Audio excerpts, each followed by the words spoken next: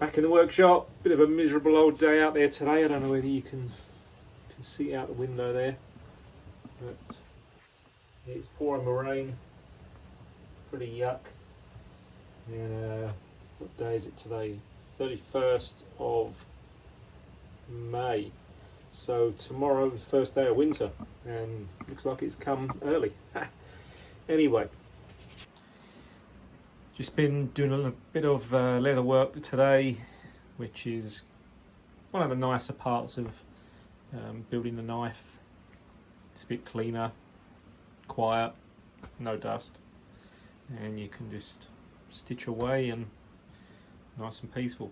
So I'm finishing this one off, and I've just finished this one here. It's still got to be wet formed and buffed up, and I've got another one here, just like a neck, one of the neck carry sheaths.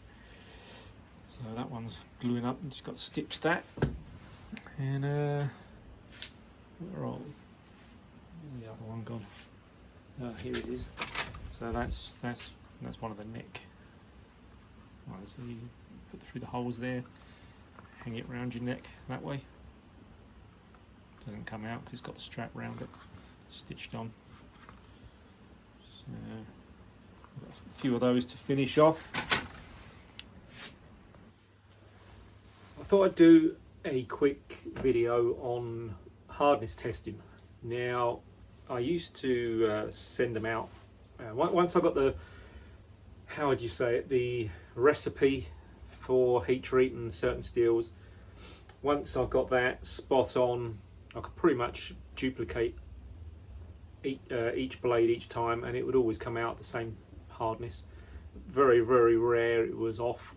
So I used to send them out, get them checked when I was trying different steels or whatever. But then I would go to use the hardness files just to double check them, which were pretty good. And a lot of the ones that I made a while back prior to getting the Rockwell tester, I've tested them on the files, and then I've tested them on the Rockwell tester, and they're all pretty close. So the files are quite a good way of testing hardness on your blades. But to do it spot on, more scientific, you've got to have one of these. So this is an electric Rockwell testing machine. Now I've got this plastic bag over it there just because when I'm doing other dusty stuff I don't want it to get it all covered, because I haven't got a separate room. I'm all in one room in my workshop because it's only small. So cover it up, keep it nice and clean, stop the dust getting to it. Now I don't exactly know how this thing, like what goes on inside of the workings. I'm not exactly 100% sure on how it works, but I know it weighs 100 kilos, which it might not look like much, but this is solid cast iron. So I'm presuming it, obviously that C shape there, it has to be very strong, no flex, otherwise you won't get a accurate reading. So I shall do a little demo on how it works, and we'll go from there. So what I can work out from doing a bit of internet research and stuff like that is that it obviously puts the indentation in the steel, and it measures how far it dents in the steel, and then when it releases, obviously it comes up on this dial as to the hardness. So I don't, as I said earlier, I don't exactly know what goes on inside it. I've calibrated it on a little block that you get, and so that's spot on. And I'll do a demo on this blade here. So this is a AEBL stainless one that it's already been heat treated, this one here. So you have to spin this, I don't want to get in the way, spin this up until the little diamond indenter there touches on the blade. I don't know whether I'll probably have to bring this in a bit closer, I think. Might even have to come in even further. It's not too good, but it's trying to film it on on my phone. I'll try and move that. Hang on a sec. Now the tripod's collapsed now. Where are we? Okay, that's got it there. I think that's got it. So I don't know. You can't really see it at the moment, but there's underneath the base of this arrow here. Hang on, let me turn that. You can. Oh, there we go. So you can see there's a smaller little dial there, and I don't know. There's a tiny little red dot. Now you have to wind up this here, which raises and lowers this. I think they call it the anvil, and you wind this, and it raises this little platform up. Let me just turn that up. It raises this platform up to touch the diamond indenter. So let me go back up again with the camera. So if we wind the handle up, you'll see that the small needle and the big needle are moving at the same time, but it's the small one which you've got to line up on the red dot. So just get it in the center of the red dot there. Now that puts a preload on the diamond indenter, puts a preload on the steel which you've got on the anvil. Now you have to line this up with the C, the big arrow, line that up with the C. And because this is an electric model, all you've got to do is press that. And now what that's doing, inside this cast iron, there's some big heavy weights that I had to hook on a hook.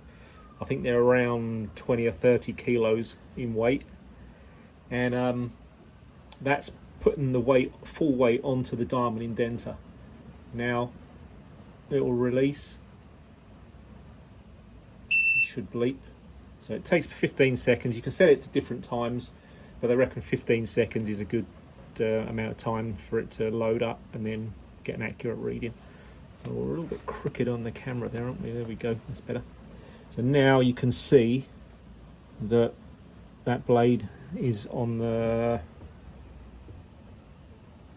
59. So that's coming out at 59 HRC, which is pretty spot on. 59.60 is what I normally aim for. And then you just have to release that. Take the blade out, and you'll see I don't know whether you can see, there's some little dents. There you go. Look, where I've tested it before. So there's 3 little dents there, and there's one up here. You can just see in the light. Where are we? There you go. You can see them there. They're the little tiny dents that this diamond indenter puts into the steel. I just actually had a thought.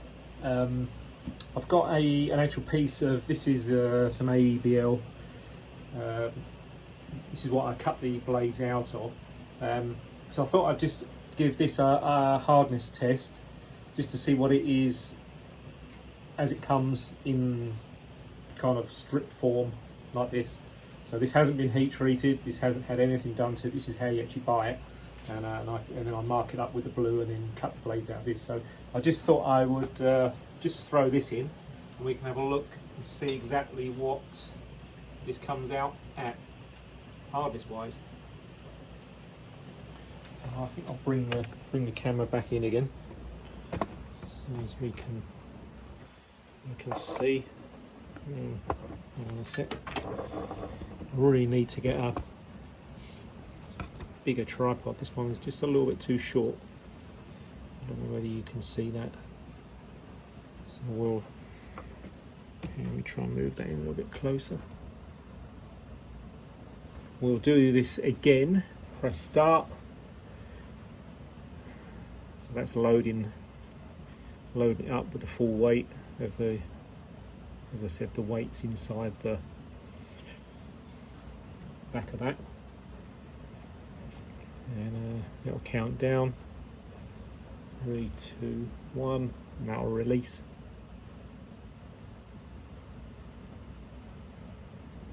Should bleep. There we go. Lift the camera up.